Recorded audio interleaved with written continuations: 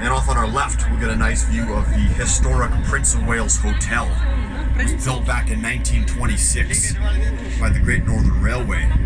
It's a National Historic Site, and it was actually built in conjunction with this vessel. So when I called this the Historic International, I meant it. This vessel is celebrating its 92nd year. It's 92 years old. It was built back in 1926-27. So you've stepped aboard a piece of living history.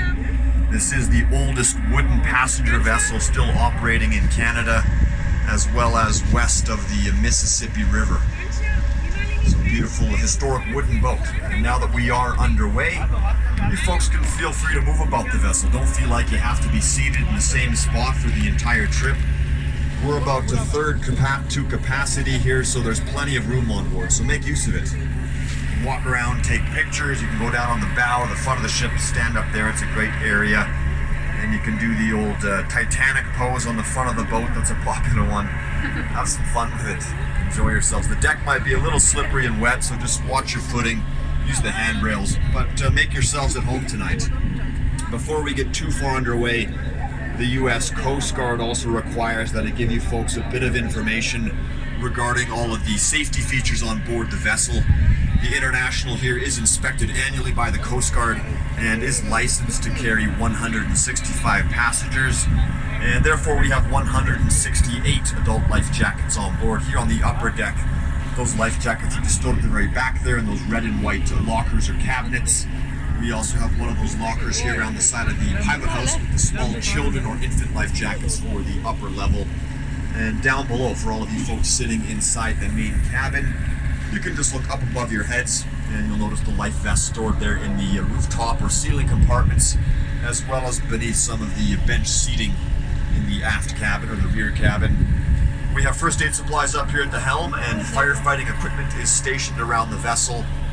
Also here on the upper deck we have a number of life rings on the outer railings, and at the very back of the boat we have our self-inflating Zodiac life raft, which actually has a capacity of 175 people, so it's bigger than the boat itself. And if we ever had to abandon ship, we would just deploy that Zodiac. It would self-inflate automatically, get everyone safely on board, and then of course from there the tour would continue on, just so you get your money's worth here tonight.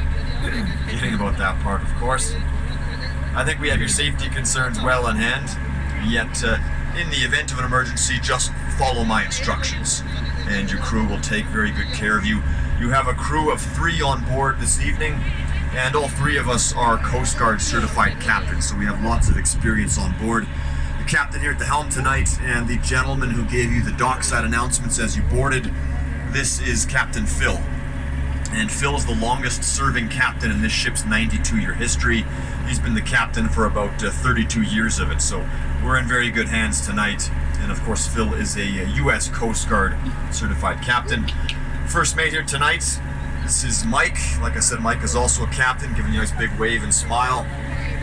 He's generally the captain of the other tour boats back in our marina.